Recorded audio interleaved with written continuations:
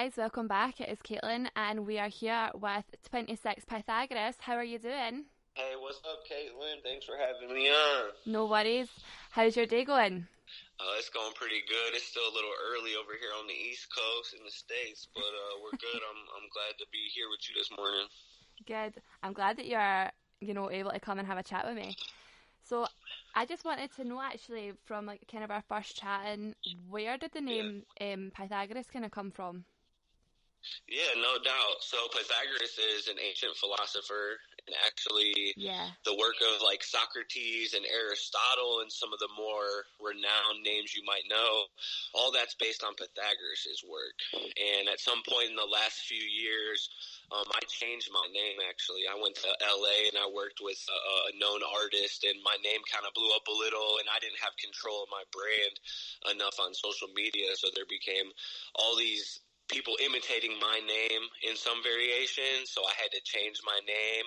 And I'm a religious person, really, and the industry kind of hates what's good and kind of loves what feels good but isn't good all the time. And I always struggled with that between the person I was and who they wanted me to be. And so when I changed my name, I wanted it to be something that meant something to me, so I chose Pythagoras. It's very unique. There's no other Pythagoras's that make music that I'm aware of.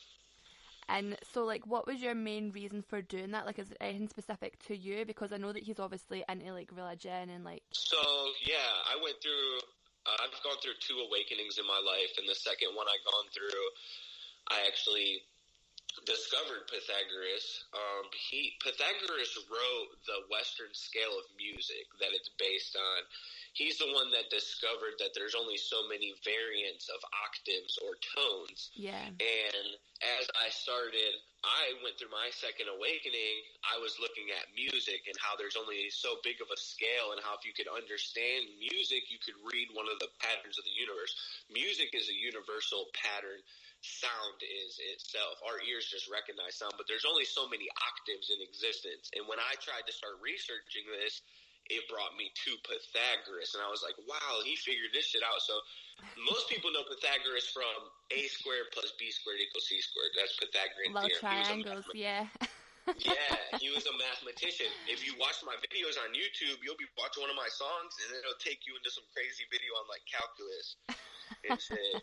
It's cool. But with my old name, because other people were using a different variant of my name, you would watch my videos, and sometimes it would take you to their videos. Yeah. And then it used to make me mad, so I got into branding and was like, man, I need something unique. So I threw a number on there, and the number is like a whole story in itself. But the whole Pythagoras thing it's a spiritual thing with me, and I wanted to bring recognition to who he was as a philosopher. I wanted my name to be unique, and I wanted it to mean something to me. No, definitely. That's so funny, because I was going to say, like, he obviously influenced, like, Aristotle and things, and then all of, like, kind of Western philosophy kind of came from that. And I was going to ask if he influenced you, and he obviously has. Yeah, no, totally. Like, I have Socrates tattooed on my arm. Yeah. He used to be my favorite philosopher, and then I learned that Socrates' work was all based on Pythagoras' work, and Pythagoras, it's really hard to find information on him. There's not a lot of content. Most of it comes from the people that followed his teaching coming after that. Yeah. So, and it's kind of hidden, and it's kind of occultic, and that's what the word occult means, is hidden. And I always found that fascinating, Anytime in the world when you're trying to find information and they're like hiding it from you, it's usually for a reason. I also kind of feel like he was born in 570 BC and he died in 495 BC, so that was like a long time ago for that to be like documented, and survive. So I think it's interesting, and everyone kind of twists and turns it their own way, so I think, no, it's definitely something like worth looking into a bit more than just, triangles. No, it totally is. Like, the whole, they call it the Pythagorean group of thought. That's what, like, Western philosophy was based on. And me being someone who kind of studied religion and philosophy, when I learned this, I was shocked that it wasn't until I was 30 years old or whatever that I learned about Pythagoras. I'm like, whoa, this dude is like the grandmaster of it all. And here they ain't been telling me about him, so. No, definitely. That's so funny though, but like that's so interesting that that's kind of like your interest, as well as obviously being fucked off that people are like kind of taking what you had like named yourself. Yeah. So. My old, not my old manager, but someone I worked with at Dayton Studios, he had told me when I changed my name, he's like, I don't like it. He's like, I don't even know how to pronounce it. But I'll tell your listeners something about branding is you can't copyright a name or a title. Yeah. My name could be, my mom could have named me Marshall Mathers, and I could name myself that, and there's nothing anybody could do. That's my name. So when it comes to branding, that's why you put numbers in your name, or you add YBN or NBA Youngboy, Montana 300. They do these things to make their name and their brand more specific and hard to imitate. There's no other 26 Pythagoras. And if somebody came and tried to be 26 Pythagoras, I could probably pretty easily make a case to sue them because it's too specific for you to accidentally have imitated it. Yeah. So what is the story behind 26? So 26 is like the numbers 26. My kid's mom, who I'm not with, we haven't been together 4 years, but she's one of my best friends. She's born on February 6th, and she has all these crazy connections to the number 26. She texted me yesterday. She like adds up the letters in her name. Everything equals 26. Her grandparents died 26 weeks apart. Her everything is 26, and she's had it for years. And like it'll be 3 in the morning, I'll get a text. This plus this plus this. It's like the years she's born add up with the days. Somehow minus this plus this equals 26. So she's kind of into numerology. Yeah. When I changed my name, I knew I wanted to add a number, and 26 was like something that she really believed in, and I wanted it. I don't know if I understand it as much as she does, but I know that I believe she believes it, if that makes sense at all. Yeah. And so I incorporated it into my name as the number. She always jokes with me, like, you stole my number. But she supported me a lot when we were coming up. You know, like, we had 3 boys. I have 3 sons. They're 9, 8, and 7. And, like, being a musician and an artist, like, there was times, like, we spent rent money on studio times and, like, all kinds of stuff. We've just been through so much. And she supported me, and she supported my music. So now I actually have an LLC, a business called 26 Pro Media, where I do my promoting and stuff from that. And I've kind of used the number in my whole dynamic, my whole career that I've made. And I hope, even if she never has to say it to me, like, it means something to her that I did use that number. You know what I'm saying? Yeah, definitely. Oh, well, that's so interesting. So, like, obviously you're kind of just put out a song with Lil Flip. How did you guys, like, kind of meet? Oh, Lil Flip. So Lil Flip, that's funny how that even happened is I got an email from somebody pretending to be Lil Flip, and it said, hey, I'm looking for features. Send me some of your shit. If it's dope, we can work. And I was like, oh, my God, this is Lil Flip. Like, this is my dude. You know, I've been listening to Lil Flip since I was 15. So I posted on my story on Instagram. I, like, kind of cut out some parts and was like, and I tagged Lil Flip, and I was like, bet, we working. The real Lil Flip hit me up and was like, hey, that's not really me. Don't let him, because there's lots of scammers. I don't know if you see it online a lot, but being an artist, like, there's so many scams out there, and people will imitate other artists. So when I seen it was a scam, I was like, damn, I was like, will you check my page out?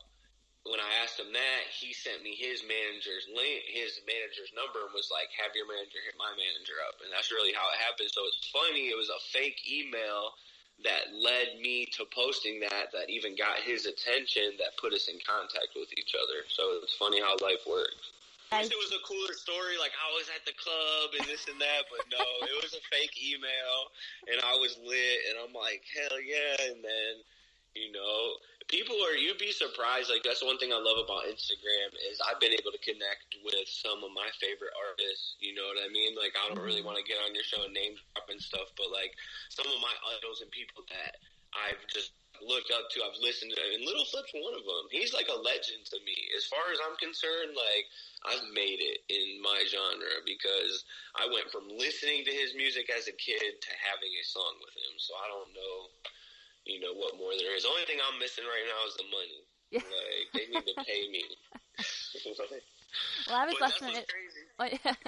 I was listening to it this morning, and I was like, "Oh, this is actually like quite cute," because, you know, like, you've like sampled obviously Californication and that little riff at the start, and kind of all the way through, I was like, okay, I'm so into Okay, this. so you caught that, yeah. Yeah. So that's a Cash Money AP beat. He's a dope producer. We have a few different tracks with him. He's definitely one of my favorite producers, and yeah, he got that sample from Red Hot Chili Peppers, so I don't even know how much that shit must have cost him, but I'm sure he paid an arm and a leg for it. Yeah, because I heard it straight away and I was like, oh my god. Total vibe. Well, what can I ask you what made you name the podcast Girl Wasted? Yeah, well, actually, and are you wasted right now? Unfortunately not. I'm not wasted, no. Wasted in like a whole other sense, but not steaming drunk, so. Right. So it's like a metaphorical wasted. Yeah, like, do you know what? Like, let's just get fucking into it. I used to study art way back, and I'd done this like kind of big acrylic piece, and there's like smoke coming out the girl's eyes, and like a big stamp right across the bottom of the painting, and it says like "White Girl Wasted" or whatever. And it just kind of came from that. Everybody was like, oh, like, you should put that on a t-shirt, you should do this, you should do that. And I was like, right, okay. So this is like kind of been slowly kind of burning in the background, and then it just became a whole thing. I just called it like Girl Wasted Couture for like loads of like all the kind of clothing stuff and design stuff that I do. And then had a little bit of a mishap with somebody pinching some stuff, and then I was like, fuck it, like, let's get a podcast on the go, like. And I am, as like a job, I'm a beauty therapist, so I talk to people constantly, and I have like a lot of people that just literally listen to me talk shit all the time. So I was like, fuck it, let's make a podcast. And that's kind of what's just kind of spiraled, and it's just this kind of like fun, no shit taking, like just a vibe. So what's the hip hop scene like in Scotland? Honestly, I don't really know. I think that's more kind of English territory. Like a lot of them, I don't think there's too many kind of like Scottish hip hop artists or like rappers or anything that I've come across personally. It's definitely more kind of English. But like the UK scene for hip hop is huge. Yeah. And you guys are like right next door. Oh, definitely. Like, so we, like, as part of the UK, there's like England, Scotland, Wales, and Ireland.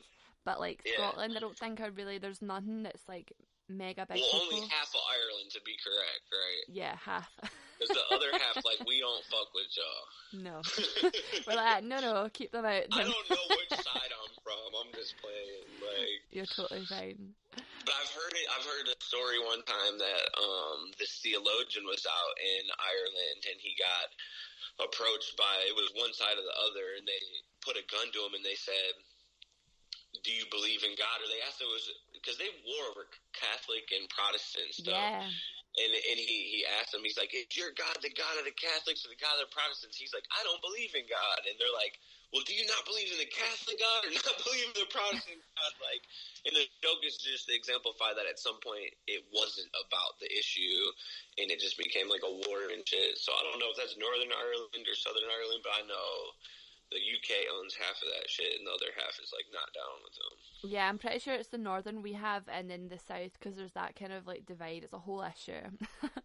So is Southern Ireland like the foothills and the farmers and the rebels and shit like that? Or? I don't really know, honestly. Right. But yeah. Well, what part of Scotland are you near? Like, are you up in the mountains with goats, or are you like in the city? Up the goats for my haggis and all that. No, I'm in the city. I'm in Glasgow, so Glasgow. Oh shit, that's beautiful. I've seen pictures of where you live. Yeah, so I'm in Glasgow, which is just like neighbouring Edinburgh. Hey, where's the Loch Ness Monster? I'm sorry if that's silly. That's near up. You? No, I'm like at Loch Lomond, kind of. I'm near there, but Loch Ness is like further up. So, like, I was a history honors and I skipped geography, if that makes sense. I don't know. They're like, all my other friends went to geography freshman year, and I, like, went to, like, history honors class. But I never had geography, so, yeah. There's that. I also got my GED in prison, so... How long were you in prison for? Owner. How long? Yeah. I was in prison for 5 years consecutively, actually. Yeah. Yeah, no, I definitely had a mixed up childhood and shit. We're not going to turn this into a Dr. Phil segment, but I did not have a good life growing up. Let me be the first to say that. Yeah. And I made some questionable decisions when I was young. But it's crazy because I wouldn't be the artist I am if I didn't go to prison for 5 years. Like, I did talent shows in there, and I just wrote, and I used to use vocabulary builders and study the fucking dictionary and shit. Like, I knew I wanted to be a rapper pretty much my whole life, so... Oh, well, that's good then. Like, you know, all these kind of highs and lows, like, they do kind of, like, put things in perspective, don't they? Yeah, totally. If it wasn't for all the shitty times, I wouldn't even enjoy the good times. Like, I only love my life so much right now because of how hard my life's been to get here, you know? No, I totally get you. So, like, just super quick, because your song Below Flip is called Virgo. Oh, Virgo, yeah. Okay, so what is your star sign? I'm a Scorpio, actually. Are you actually? Yeah, I'm a Scorpio. There's that. And the song Virgo, the person who I wrote the song about in her relationship in my verse, that she was a Virgo. Yeah. So I kind of had like an entanglement earlier this year, and she's still with her baby dad.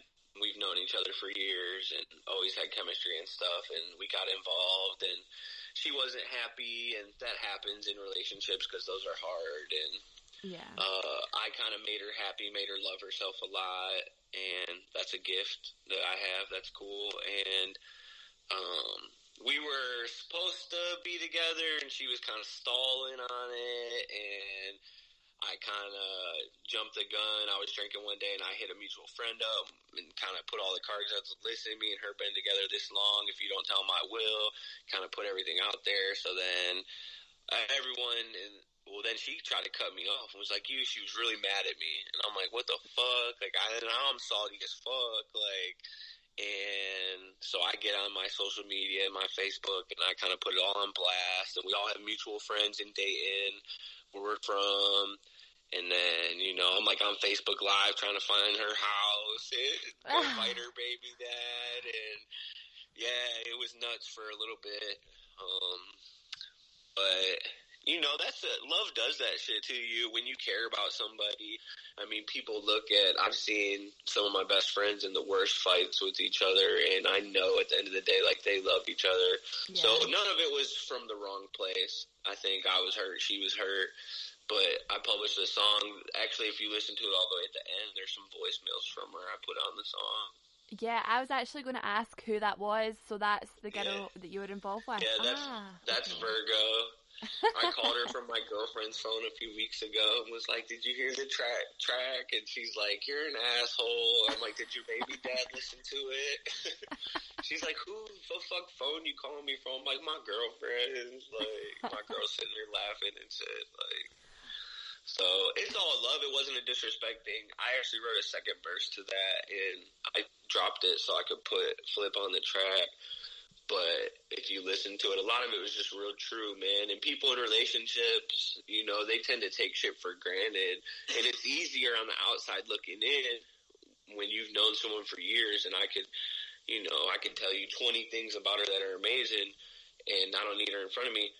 But what I'm saying is relationships, when you're with somebody every day and you kind of fall into the mundane of getting complacent and comfortable and taking it for granted, you know, whatever. Relationships are hard. So I'm not here to knock him or her. Like, she's dope, and I'm glad that I was able to make a dope song out of the whole experience. Sure, what I was expecting, because obviously it's kind of different from the stuff that you have, like, on your Instagram. And I was like, okay, on, like, repeat, like, just listen to it. So, yeah, I struggle. I'm like bipolar writing, like, because I'm from the streets, you know, but at the same time, that's not what I wish to exemplify. I don't care how hard my life's been. I don't care how much drugs I've had to sell or things I've had to do and compromise in my life. That's not what I want for somebody else. But at the same time, it's also a part of who I am. So I struggle as an artist in what message I convey in my music. I kind of think, like, you do need to kind of, like, own and show, like, where you come from and, like, your experiences, and then kind of, like, make sure that still comes across. But 100%. I get what you mean. It's that kind of like, I don't want to like encourage this, but I don't want people to not know where this is coming from. Yeah. Well, when writing, like, the best advice I can give anybody is to be yourself and to write about what you know. And so that's why you still hear those street elements in my shit. But I also know God, and I also know love, and I also know philosophy, and I understand myself, and I'm self-aware. And I have a responsibility. You know, I'm going to die one day, and however it works, you know, my life and soul could be judged, and I can't go before God and say, well, I didn't know any better, because I did. Yeah. You know what I mean? And so at the same time, I'm stuck in this world, and it's a cold world. So if you put my back against the wall, like, I'll blow a motherfucker's head off. I had to defend my family. If a motherfucker try to kill me, I ain't gonna let a motherfucker kill me. Say, it's lights out. I'm not gonna think twice. And I'm still going to be that same person. So I had to become comfortable with knowing that I love God, and I will also kill a motherfucker if I have to. Like, you know, if that makes sense at all. 100%, that does make sense. I think that's fair. As long as you're self-aware and you kind of know what the script is with your own self and it sits right with you, then that's the main thing, 100%. 100%. I said, since you do your podcast, you stay pretty current on rap and hip-hop culture? I stay, honestly, pretty kind of, like, up to speed with most things. I'm constantly kind of just, like, bobbing about. I'm always on social media, and always, like, kind of on, like, the socials, like Twitter and all that, and kind of just seeing what's up and coming and who's following who and who's kind of, just to kind of see what's coming up. Did Pop Smoke, when Pop Smoke died, did that kind of hit you guys hard out there too? I'm curious. Or, like, what was the response when Nipsey died? I'm not sure. I'm not sure because like, I'm not super into, like, deep in. Does that make sense? I think, obviously, different places have different kind of, like, so someone really, really big over here, like, it's kind of like grime, would be, like, Stormzy. Who else do we have? Like, I can't even think right now. Yeah, who's, like, the Drake of the UK? I would say Drake. he's super big over here. Yeah, like he's out here all the time. So we've got like who's like the biggest rapper from the UK? Probably Stormzy. Probably Stormzy. Yeah. Look him up. What is that? Stormzy? Stormzy. So. All right, we're about to find them. Dude, my manager is like a miracle worker. I'll be like, hey, you know Stormzy, can we get a feature? And then he'll be on top of it. He'll get a hold of the dude's people and shit. Like, he just emailed Rick Ross for me the other day. Like, Stormzy, there he goes. Oh, isn't KSI from the UK? He's pretty big. I know KSI. Yeah. Right. I should be like, duh. Like... Well, that's why I was like, I wonder, because I know Pop Smoke, like, he kind of, like, the whole UK drill sound, Pop Smoke kind of, like, brought that out here. And that's, like, what's huge right now is UK drill. Like. I'm loving that you're, like, super into all of this. I have one question, though, because I was doing a nosy earlier on, and there's one, like, video you've got up. I think it's from a couple of years ago, and you're wearing, like, a giraffe top. So, like, I'm wearing a giraffe top? Yeah. So are you, like, really into giraffes? Do you like giraffes? I think it's a lion. I think it's a lion, actually. But no, giraffes are dope, man. What are you talking about? If I was a giraffe, for one, always high. Get it? Like, they be high as fuck. That's what we say. Like, man, do you smoking? Like, I'm higher than giraffe pussy right now. Like, but no, I think that's a lion. But giraffes are dope. I ain't got no problem with giraffes and their purple tongues and shit. Like, giraffes are beastly since we're talking about it. Like, I was just at the zoo last year. I was pretty close to some giraffes. And those things are fucking beasts. Like, their kids are like 14 feet tall. Yeah. I mean, they've got some fucking length of neck on them, so... Yeah. Well, shit, I'm actually really, like, I'm a sucker for, like, animals and nature and shit. I watch Planet Earth and nature programs and shit. Like, I don't know. I like to learn. I like anything that teaches me something. I hate wasting time. I hate wasting my life. No, that's fair. I think you're doing it. You kind of keep, like, current and figure out what the fuck's going on and see, like, what's happening round about, you know?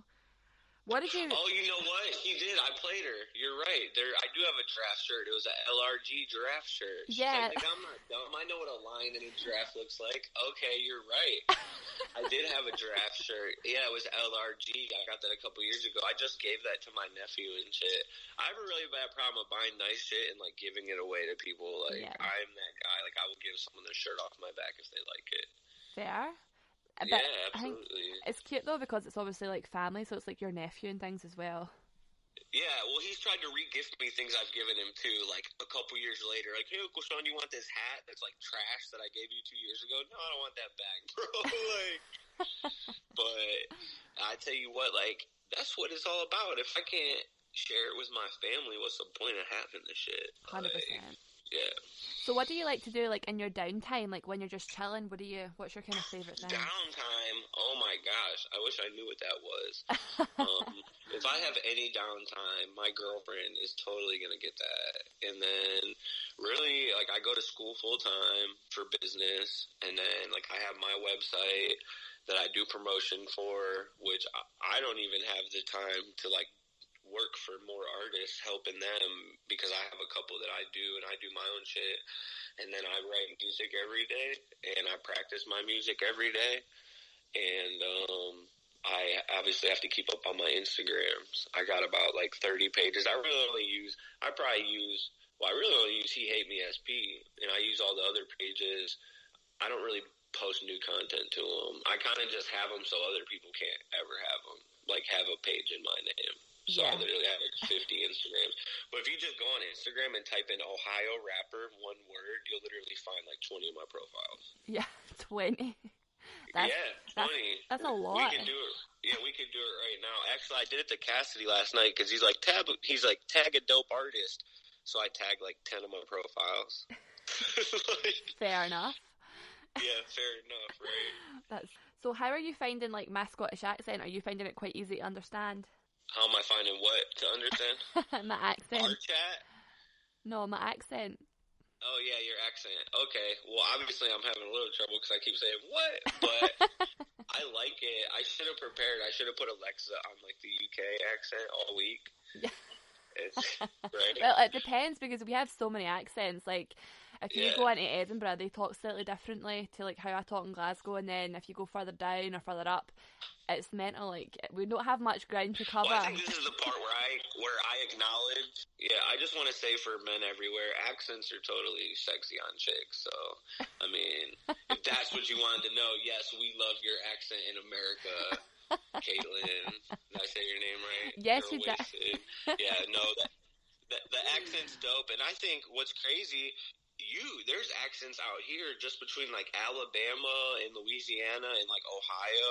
Like if you go down south, like they'll call me a Yankee and shit like that. Like they'll know I'm not from the down south. Or when I go out to LA, like they all know like I'm from the East Coast somewhere. Ohio's actually Midwest. I'm totally more Midwest. But New York is totally dope. Have you ever gotten to come to America yet? I have actually. I was in New York City, and then we drove through to Washington DC, but we stopped off in Philadelphia. I ran up the Rocky Steps, done some cute shit, and while I was in DC, you know how like obviously like New York's all like yellow taxis, yellow like street lamps, and then in Washington DC it's all kind of like a mint green taxis and like your traffic lights.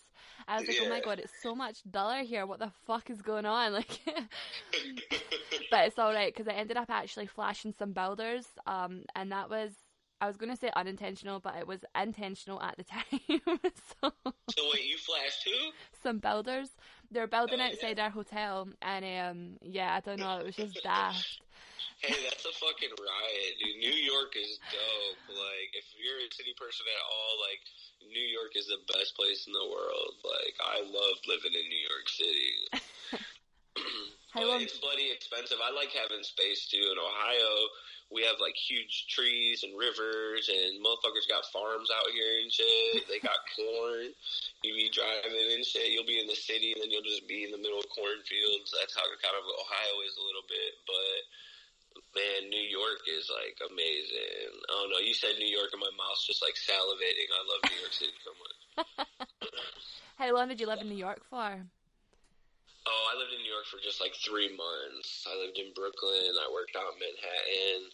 And then I actually left right before, at the end of last year, right around Christmas. So, and then Corona hit like February, March. So I got out of New York City right before Corona hit, if that's crazy enough to imagine. Yeah. How have you found, like, lockdown and everything? Has that totally put a pause on, like, some of your shows and things, or has it not really affected you so much? Well, yeah, it's definitely limited at every industry artist. There are no big major venues right now, and there's smaller clubs that are opening up, and the price for that is crazy. I think the one promoter wanted like $1,200 to open up for Lil Boosie out here in a club in Ohio. And it's like, so the venues there are have kind of skyrocketed in value. I mean, in Dayton, you have to wear a mask in all public places and shit.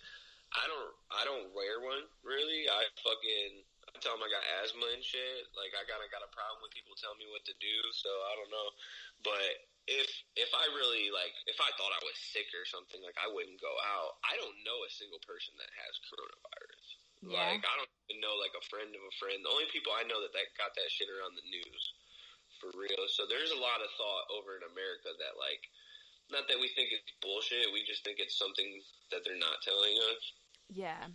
It's funny, though, like, obviously you've just said that you've not, like, really known MD to have it, but, like, I have, like, a lot of people that I know that have had it, and, like, I've been really sick with it, so it's so funny, like, the total flip side of that is, like...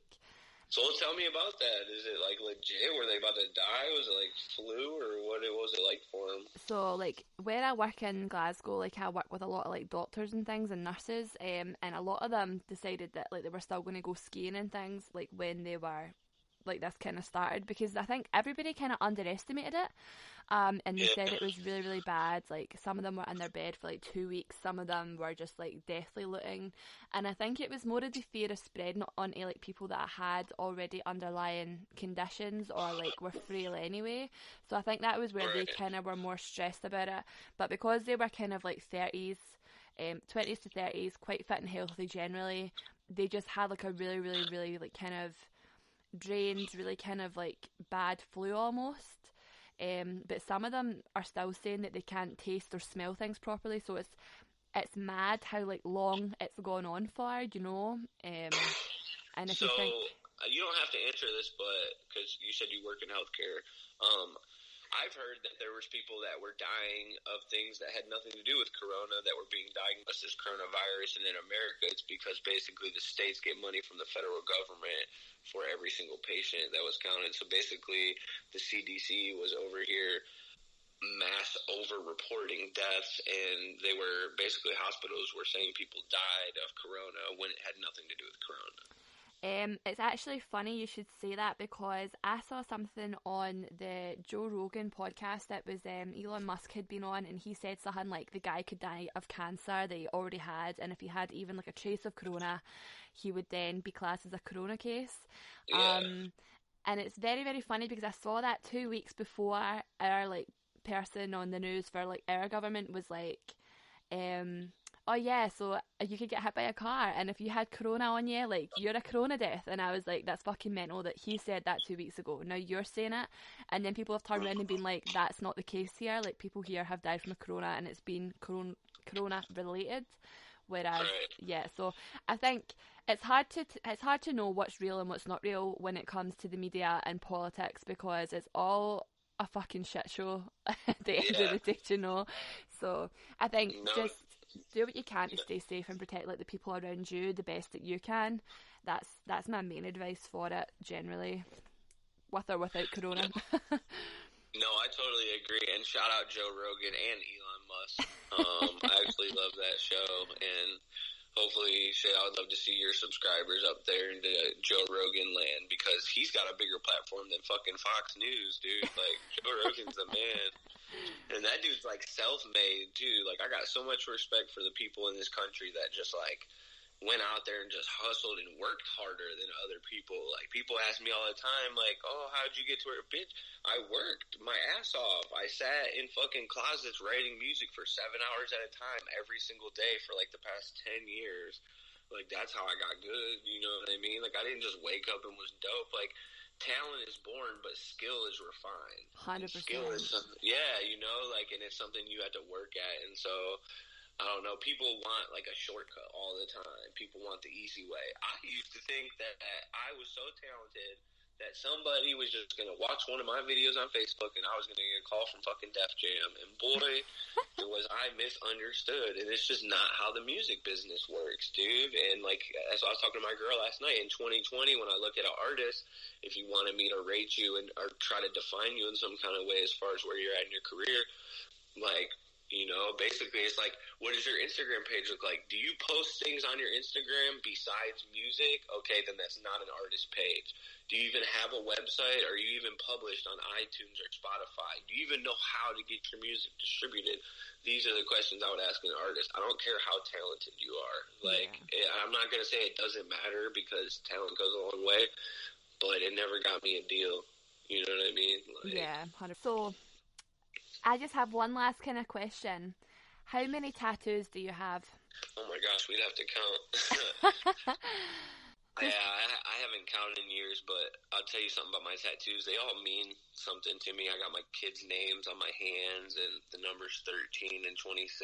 I was born on the 13th, and I have a quote by Socrates on my right arm. It says, "The unexamined life is not worth living," and, all kinds of stuff. And I think that when it comes to, like, tattoos and expressing yourself, just like with music, that, like, what you have to say matters. And people should realize that we're always casting a vibration everywhere we go. And, it's our choice what it is. When you meet someone, you could hug them or punch them in the face. Like, what are you going to do? Like, I'd rather hug somebody personally. Like, but if you make me, like, I'll punch you, bro. Like, and that's just where I'm at in life. Like, I don't want to be savage, but that is my nature too. And don't make me be that person. That's how I feel in the industry. Like, y'all are going to give me what the fuck I got coming, or I'm going to take it. But either way, I'm about to get on. Yeah. And so, and I try to stay humble. Humility goes so far. Like, I've been from Los Angeles to New York. I've stayed in Skid Row. I've lived in Missions, in Bedford, in Brooklyn. And it's like, wow, dude, when I look at my life and I think, people's people everywhere I go. I was never mistreated. I never got robbed nowhere. Nobody ever tried to dump me, because I didn't disrespect people when I went. I carried myself with respect, and I'm not going to let a motherfucker hoe me, but I'm not here to try to punk nobody. And, humility goes so far, so I would just like to say, I don't know how much more questions you got for me, but I would like to take the time, to talk about, like, the social injustice that's going on over here in America and stuff. And I have friends that are just like they see the police and they're dipping on them without warrants because they don't want to get put in a traffic situation. Like, African Americans in our country literally get pulled over at a traffic stop and, like, they're at fear for their life and safety. Like, that video the other day of the kid I think his name was Jacob, like, he just got shot in Wisconsin, like, 8 times by a cop, like, as he's trying to get in his car. And it's like, it's ridiculous to me. I'm like, I can't even believe that, like, these dudes have jobs. I can't even believe that someone would try to argue with me and, like, say that shit was okay.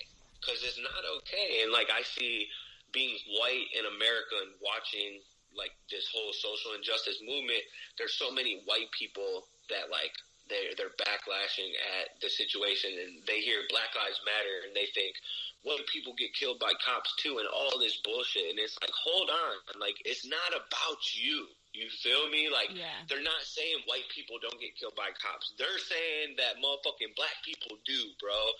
And I seen a quote. It said, all lives don't matter until Black Lives Matter. And I was like, wow, doesn't that kind of embody people like, all lives matter? You're right, dude, and white lives matter too.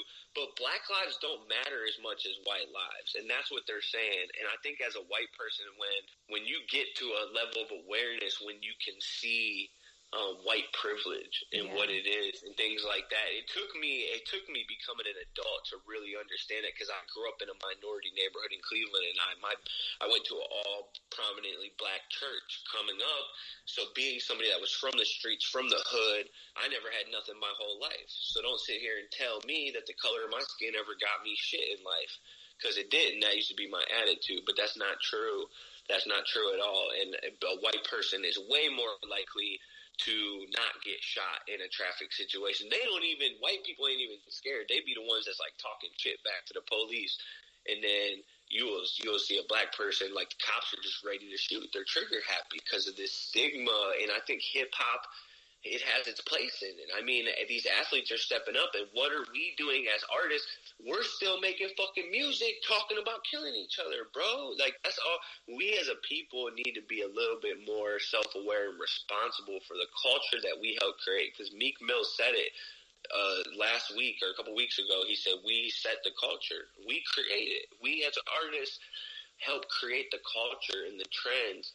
So that's what I want to say as an artist. Like, if I'm going to create a culture or trend or something, like, I want to be known for the right things. You know what I'm saying? Like, 100%. I think a lot of that goes with, like, if you have a platform to use, you should use it well and use it wisely and not, like, kind of advocate, like, unnecessary violence or, like, other kind of... Yeah. 100%. I do also want to take the time to shout out Star Money Click, my manager, Todd Smith, Beat Punishers. Shout out Gucci Mane, Pooh Shiesty, 1017.